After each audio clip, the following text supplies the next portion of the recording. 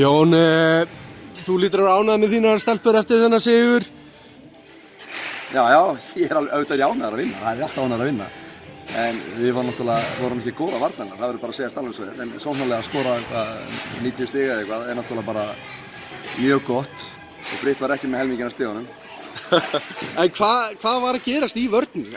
Hvað fenguð 80 eitthvað stig á okkur? Það er nú ekki daglegt brauð. Við náðum bara ekki að halda þeim fram á okkur, það var það sem gerði það verkum að það skoruðu frekar öðrum á okkur.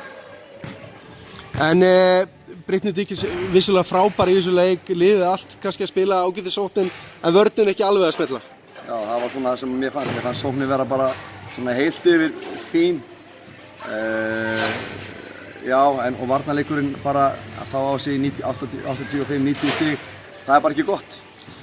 Hvenær fáum við að sjá svona heimaleik þar sem að Keflavík klárar þetta snemma? Þeir sáu það fyrir 2 vikum síðan móti Snæfelli. Þeir fáum að sjá það aftur fljótlega.